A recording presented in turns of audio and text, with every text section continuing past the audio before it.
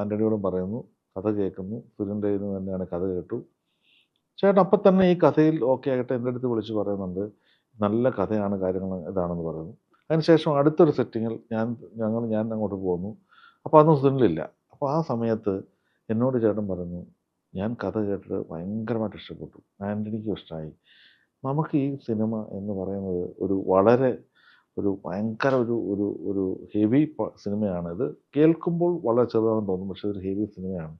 അതുകൊണ്ട് ഈ കലാസംവിധായകൻ ഗോകുൽദാസിന് ഇത് ചെയ്യാൻ പറ്റുമോ? വേണമെങ്കിൽ രഞ്ജിത്ത് പറഞ്ഞോ, നമുക്ക് വേണമെങ്കിൽ വേറെ സിനിമകൾ ചെയ്തു കൊടുക്കാം, ഇത് കഥ അദ്ദേഹം തരുമോ എന്ന് ചോദിച്ചു നോക്ക് എന്ന് പറഞ്ഞു. ഇല്ലെങ്കിൽ നമ്മൾ എന്തെങ്കിലും ആലോചിക്കാമെന്ന് പറയുമ്പോൾ ഞാൻ ചേട്ടനോട് പറഞ്ഞു, ചേട്ടാ ഞാൻ ചോദിക്കാം, അതെനിക്കറിയാം, എന്തായാലും ഗോകുലിന് അതിനകത്തൊരു പ്രശ്നം ഉണ്ടാവില്ലെന്ന് പറയും. ഞാൻ പറഞ്ഞതുപോലെ തന്നെ ഗോകുലിനോട് ചോദിച്ചപ്പോൾ ഗോകുൽ പറഞ്ഞു, ചേട്ടാ എനിക്ക് ഈ ലാലേട്ടനെ വെച്ചിട്ട് സിനിമ ചെയ്യാൻ എനിക്ക് ധൈര്യമില്ല.